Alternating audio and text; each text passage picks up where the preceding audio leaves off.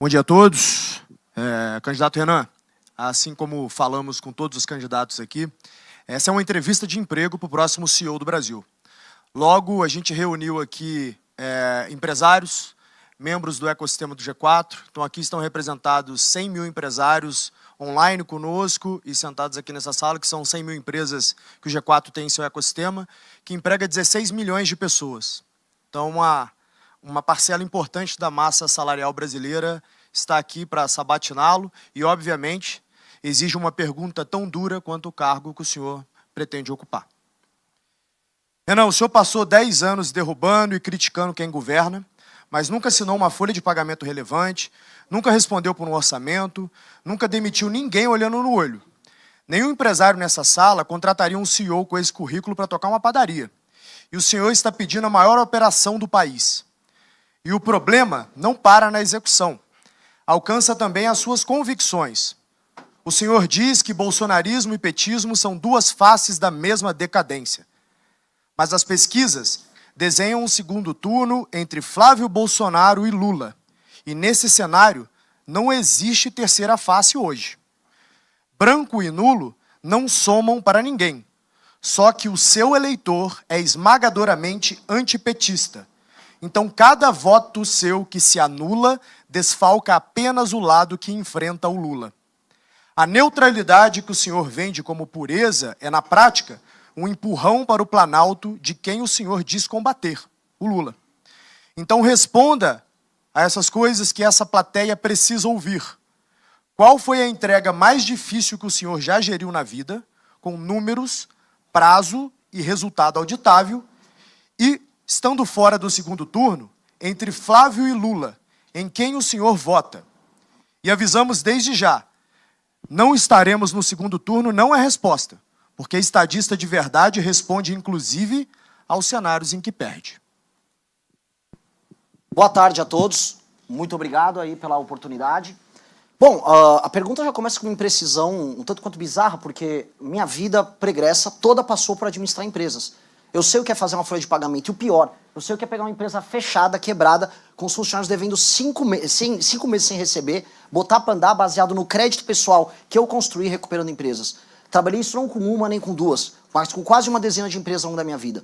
Sei o que é estar no banco dos réus da justiça trabalhista, ouvindo a injustiça de um sindicato safado que tentou te extorquir no momento da negociação anterior. Sei exatamente o que é ter um agiota ligado a uma factoring, indo querer te empurrar as dívidas da gestão anterior com juros que não deve ser aceitado.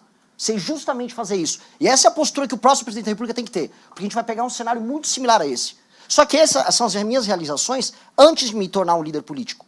E um líder político é um líder que necessita tomar esse tipo de decisão num contexto novo, em que não se conta apenas a ética da convicção, que é a ética da convicção que eu contei todos os anos em que eu fui militante político, algo que eu tenho orgulho, faço desde 2014, mas também como liderança que precisa da ética da responsabilidade, que é quem vai assumir um país e vai ter que tomar decisões muito, mas muito difíceis. Pois bem, como líder político, no movimento, eu criei o maior movimento político do Brasil, isso é oferível, nós fizemos a maior ação política com as maiores manifestações da história do Brasil ao longo dos últimos anos, que foi o impeachment da Dilma Rousseff. Organizei essas manifestações, ajudei a criar a linguagem política daquilo que chama de direita no Brasil, algo que foi surfado por muito vagabundo por aí. Depois disso, consegui criar um partido político, algo que o ex-presidente Bolsonaro tentou e falhou miseravelmente, estando no poder, botando seus filhos para tentar tocar isso, algo que naturalmente eles não conseguiriam com a baixa inteligência que eles têm à disposição. Fiz isso no menor período de tempo. Vamos comparar com o Partido Novo, que é um partido montado por executivos da iniciativa privada. Eles gastaram milhões e demoraram 5 anos. Eu consegui coletar as assinaturas em menos de 2 anos, com muito menos dinheiro, sendo um líder, acima de tudo, político, não um líder empresarial. Porque existe uma diferença muito grande entre ser um líder empresarial e político. E você, como uma pessoa que conhece Aristóteles, sabe muito bem disso. Tá gostando do vídeo? Se você quer acompanhar cada novidade, entrevista e debate da missão, já se inscreva no canal e não perca os próximos cortes. Não existe nada mais nobre do que a boa atividade política e a busca do bem comum. Nesse sentido, eu até não concordo, me permita discordar, Thales, da ideia de que eu estou fazendo uma entrevista de emprego. Porque liderar um país não é uma entrevista de emprego. Liderar um país é apontar o caminho de um povo como um todo.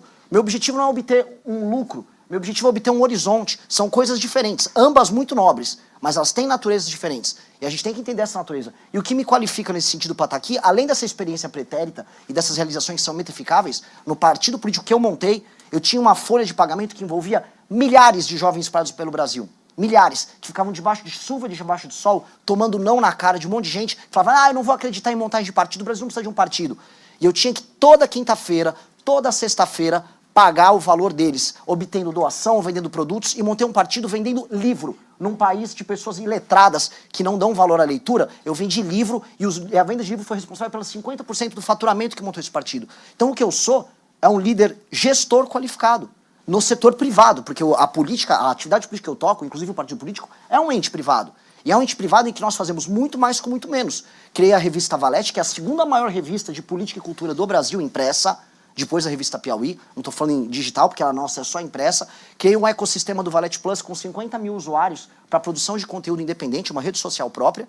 Isso nos qualifica usando, volto a colocar, o que há de melhor em termos de gestão para ser um grupo político inovador. E aí o que as eleições nos mostram é fazer mais com menos. Sobre a política de segundo turno, eu volto a repetir, eu vou lutar e um líder não vai ficar aqui falando, eu não vou para o segundo turno, e qual é esse cenário? Não posso fazer isso. Imagina o Alexandre em Gaugamela. Você ama o Alexandre assim como eu. Imagine o Alexandre em Gaugamela. Não sei, acho que vou negociar com o Dario. Não, ele foi até o fim. E eu tenho que ser assim. Porque o mesmo time, o mesmo exército de militantes que eu motivei a montar um partido político, eu tenho que motivar agora. E eu não posso ter compromisso com o erro.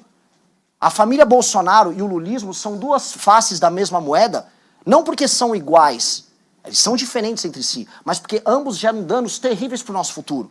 A gente está penhorando o nosso futuro. A discussão política dessas eleições vai ficar centrada o quê? O Lula dá mais um pouco de pé de meia, o Lula dá mais um vale-gás para as pessoas e o Flávio Bolsonaro oferecer celular de graça para mulher, para melhorar a intenção de voto com mulher? Essa que se tornou a discussão política no Brasil, tinha que estar falando de desindexação, desvinculação, reforma de competitividade.